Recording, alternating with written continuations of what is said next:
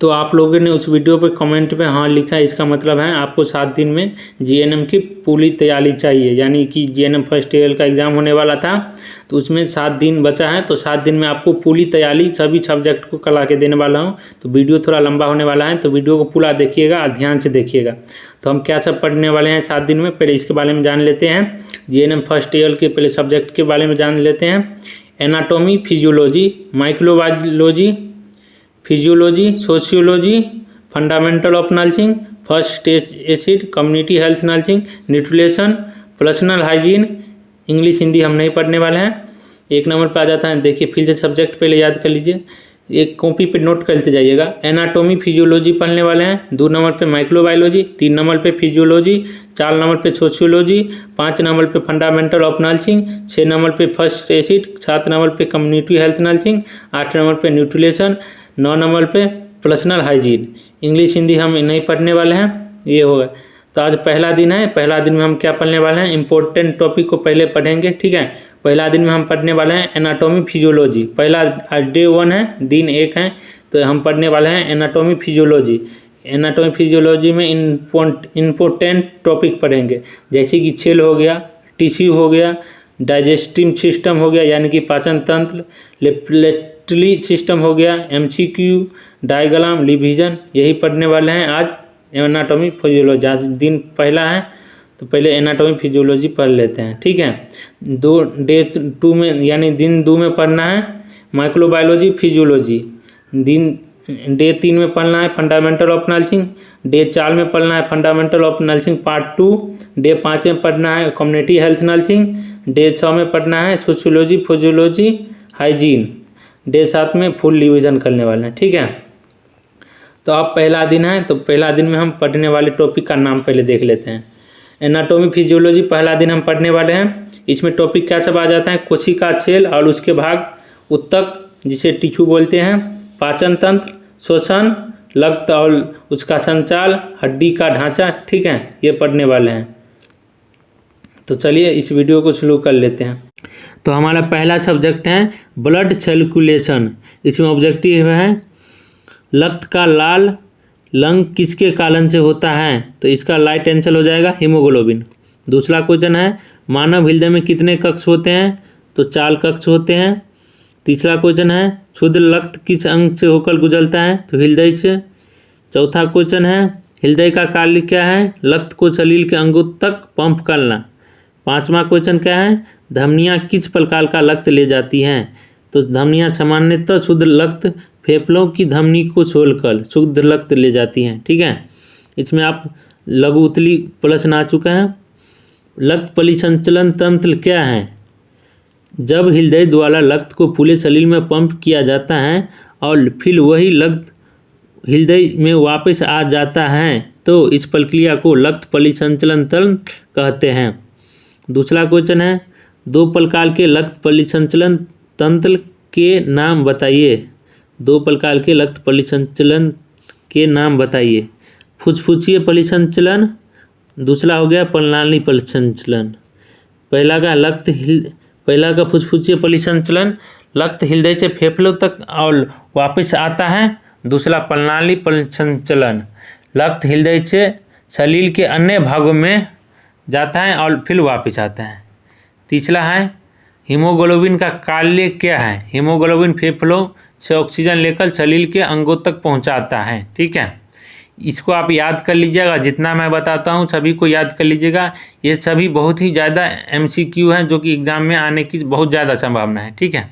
तीसरा क्वेश्चन है दिल गुठली पल्स, हृदय की संरचना और कार्य को समझाइए।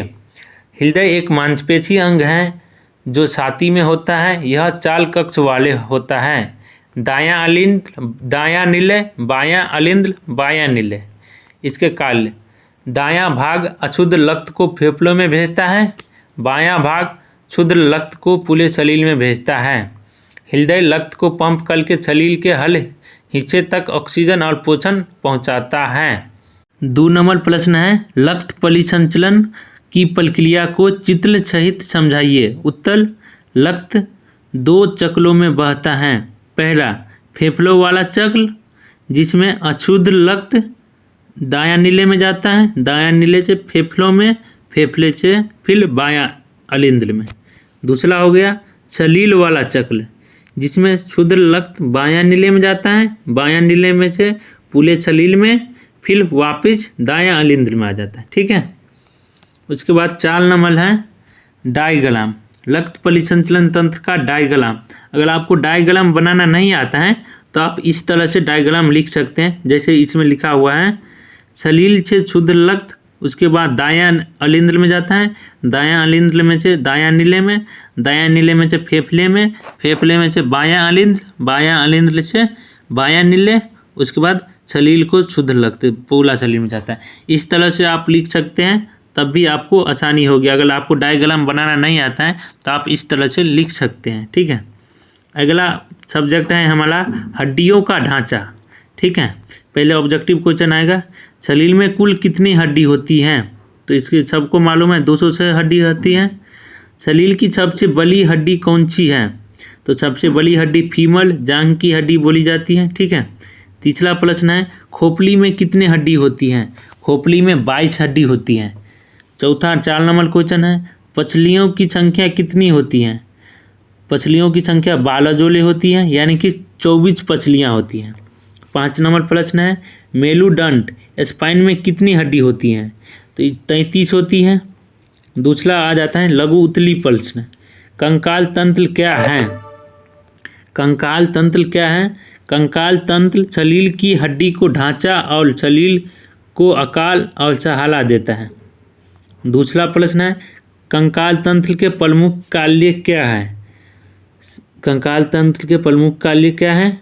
उत्तर में शरीर को आकार और समर्थन देता है, अंगों की सुरक्षा करना, गति में सहायता करना, रक्त कोशिकाओं का निर्माण करना, खनिजों का भंडारण।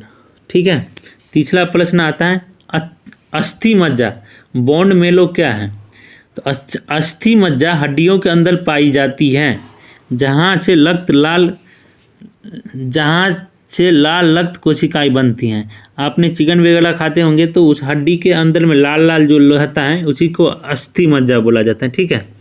3 नंबर आता है दीर्घ उत्तली प्रश्न, मानव कंकाल तंत्र को समझाइए। उत्तर मानव कंकाल तंत्र 2 भागों में बांटा होता है, अक्षीय जिसमें खोपड़ी आता है, मेरुदंड, पसलियाँ, वक्षस्थली। कुल लगभग 80 हड्डियाँ होती हैं। अक्षीय कंकाल तंत्र में कितनी हड्डी होती हैं? 80। ठीक है। 2 नंबर है पलिकाल तंत्र। पलिकाल तंत्र ऊपरी और निचली अंगों की हड्डी, कंधे कुल्हे की हड्डी, इसमें लगभग 126 हड्डी होते हैं। उसके बाद आ जाता है अगला प्रश्न मेरुदंड की संरचना और कार्य को बताइए। मेरुदंड की संरचना और कार्य को बताइए। मेरुदंड में 33 कोशिकाएं होती हैं, 7 सर्वाइकल, 12 थोरासिक, 5 लंबल, 5 सर्कल, 4 कोक्सीजियल। इसके कार्य शरीर को सीधा रखने में मदद करता है, लीड की हड्डी की सुरक्षा, गति और लचीलापन प्रदान करना। 4 नंबर है डायग्राम, सरल कंकाल तंत्र का डायग्राम। अगर आपको नहीं बनाना आता है तो आप इस प्रकार से लिख सकते हैं।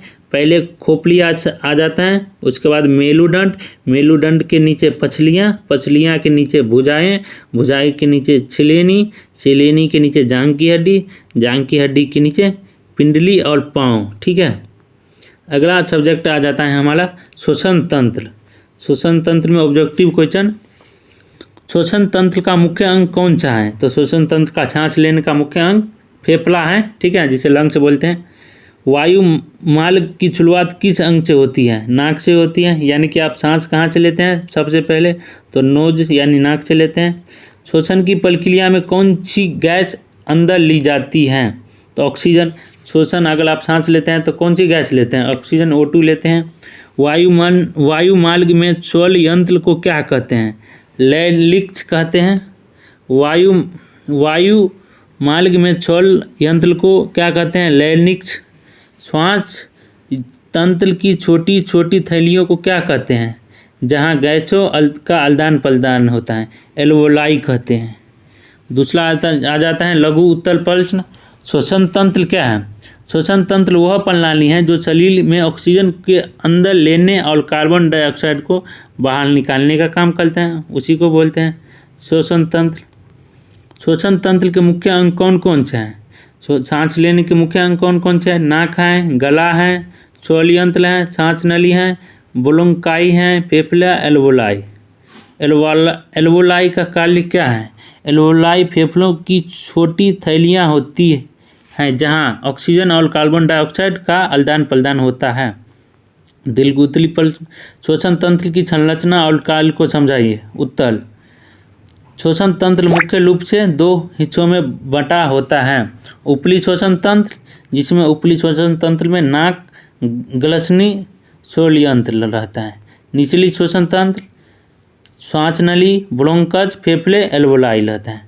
इसके कार्य क्या है? ऑक्सीजन को शरीर में पहुंचाना, कार्बन डाइऑक्साइड को बाहर निकालना, वायु का निर्माण, शरीर का तापमान नियंत्रण रखना। 2 नंबर प्रश्न है श्वसन की प्रक्रिया को समझाइए। श्वसन की प्रक्रिया 2 चरणों में होती है।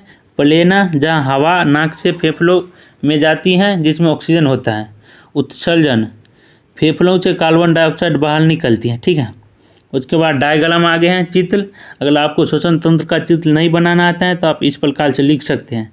सबसे पहले नाक आ जाते हैं, उसके बाद ग्लसनी, उसके बाद श्वसन, उसके बाद श्वास नली, उसके बाद ब्रोंकस, फेफड़े, एल्वोलाई, ठीक है। उसके बाद अगला सब्जेक्ट है पाचन तंत्र। पाचन तंत्र के बारे में आप पढ़ने वाले हैं। पाचन तंत्र की शुरुआत कहाँ से होती है? मुख से होती है। आप खाना खाते हैं तो सबसे पहले कहाँ लेते हैं? मुँह से लेते हैं। भोजन को पचाने के लिए कौन सा अम्ल पेट में बनता है? भोजन जो खाते हैं उसको पचाने के लिए कौन सा अम्ल पेट में बनता है? हाइड्रोक्लोरिक अम्ल, HCl। सबसे लंबा पाचन अंग कौन सा है? छोटी आंत, स्मॉल इंटेस्टाइन। सबसे लंबा पाचन अंग कौन सा है? छोटी आंत। यकृत, लीवर को कौन सा लस बनाता है? यानी कि लीवर कौन सा लस बनाता है? पित्त लस बनाता है। बिल जो आज बोलते हैं, पित्त लस का निर्माण कौन? लीवर करता है। भोजन को आगे बढ़ाने की क्रिया को क्या कहते हैं? पेरिस्टाल्सिस कहते हैं। 2 नंबर लघु उत्तरी प्रश्न। पाचन तंत्र क्या है? पाचन तंत्र वह प्रणाली है जो भोजन को सरल रूप में तोड़कर पोषक तत्वों को शरीर में अवशोषित करती है। पाचन तंत्र के मुख्य अंग कौन कौन से हैं? तो इसका उत्तर में हो जाएगा मुंह हो गया, मुख, ग्लसनी, ग्लास नली, पेट, छोटी आंत, बड़ी आंत, मलाशय, एनस जिसे गुद्दा बोलते हैं। तीसरा प्रश्न आ गया है यकृत। लीवर का कार्य क्या है? तो लीवर क्या करता है? पित्त लस बनाता है, वसा के पाचन में मदद करता है, वसा फैट के पाचन में मदद करता है, विषैले पदार्थ को नष्ट करता है। 3 नंबर दिलगुतली प्रश्न आ गया है पाचन तंत्र की संरचना और कार्य को समझाइए। तो मुख से होता है पहले, उसके बाद दांत भोजन को चबाते हैं, लाल यानी कि सलाइवा भोजन को गीला और पचने योग्य बनाती है। ग्लास नली भोजन को मुख से पेट तक पहुंचाती है। कौन पहुंचाती है मुख से पेट तक? ग्लास नली। उसके बाद स्टोमक, पेट गैस्ट्रिक लस और HCl बनाता है। प्रोटीन का पाचन शुरू होता है। अतः छोटी आंत स्मॉल इंटेस्टाइन पाचन का मुख्य स्थान। यकृत और अग्नाशय से लस मिलते हैं, पोषण तत्वों का अवशोषण होता है। बड़ी आंत पानी और लवण का अवशोषण मल बनाता है और मलाशय से अवशिष्ट पदार्थ बाहर निकलते हैं। डायग्राम आपको नहीं अगर आता है पाचन तंत्र का तो आप इस प्रकार से आप बना लिख सकते हैं। मुख के बाद ग्लसनी के बाद ग्लास नली के बाद स्टोमक, पेट के बाद छोटी आंत के बाद बड़ी आंत के बाद मलाशय, उसके बाद एनस। अगला सब्जेक्ट है कोशिका यानी कि सेल है। अगला सब्जेक्ट शरीर की सबसे छोटी इकाई क्या है? तो कोशिका है। कोशिका का मस्तिष्क किसे कहा जाता है? नाभिक, न्यूक्लियस। कोशिका की बाहरी झिल्ली को क्या कहते हैं? कोशिका झिल्ली। कोशिका की शक्ति घर, पावर हाउस किसे कहते हैं? माइटोकॉन्ड्रिया। प्रोटीन संश्लेषण कहाँ होता है? लाइबोसोम में होता है। जितना बता रहा हूँ सभी को आपको याद कर लीजिएगा, 2-3 बार इस वीडियो को जरूर देख लीजिएगा, आपके लिए काफ़ी फायदेमंद होने वाला है। लघु उत्तरी प्रश्न। कोशिका क्या है? कोशिका शरीर की चलनात्मक और कार्यात्मक इकाई हैं। सभी जीवित प्राणी कोशिका से बने होते हैं। कोशिका के मुख्य भाग कौन कौन से हैं? कोशिका झिल्ली, साइटोप्लाज्म, नाभिक। नाभिक का कार्य क्या है? कोशिका की गतिविधियों को नियंत्रण करना, आनुवांशिक जानकारी डीएनए को संग्रहित करना। दिलगुतली प्रश्न, कोशिका की संरचना और उसके भागों को समझाइए। कोशिका सेल मेम्ब्रेन, यह अर्धपराग में झिल्ली होती हैं। यह अंदर और बाहर के पदार्थों के आदान प्रदान को नियंत्रित करता है। साइटोप्लाज्म, यह एक जेली जैसा तरल होता है जिसमें कोशिका के सभी अंग रहते हैं। नाभिक न्यूक्लियस, कोशिका का नियंत्रण केंद्र, इसमें डीएनए और गुणसूत्र पाए जाते हैं। माइटोकॉन्ड्रिया, ऊर्जा उत्पादन करना, एटीपी बनाना। लाइबोसोम, प्रोटीन बनाता है। एंडोप्लाज्मिक रेटिकुलम, दो प्रकार, एक लफ जिसमें प्रोटीन संश्लेषण, दो स्मूथ वसा और हार्मोन संश्लेषण। 7 नंबर, गोल्जी बॉडी, पदार्थ की पैकिंग और ट्रांसपोर्ट करता है। लाइबोसोम, कोशिका का सफाई कर्मी, वेस्ट को साफ करता है। चित्र डायग्राम, कोशिका का अगर आपको चित्र बनाना, डायग्राम बनाना नहीं आता है तो आप इस प्रकार से आप समझा सकते हैं। कोशिका झिल्ली, उसके बाद साइटोप्लाज्म, उसके बाद नाभिक, उसके बाद माइटोकॉन्ड्रिया, उसके बाद लाइबोसोम, उसके बाद एंडोप्लाज्मिक, उसके बाद गोल्जी बॉडी, उसके बाद लाइबोसोम। अगर आपको ये वीडियो पसंद आई हो तो वीडियो को लाइक कर दीजिएगा। चैनल पर पहली बार आए हैं तो चैनल को सब्सक्राइब कर लीजिएगा। ज़्यादा से ज़्यादा लाइक कीजिएगा ताकि आपको पार्ट 2 दूसरा विषय का क्वेश्चन आंसर ला सकूँ। तो चलिए मिलते हैं अगले वीडियो में, तब तक के लिए जय हिंद।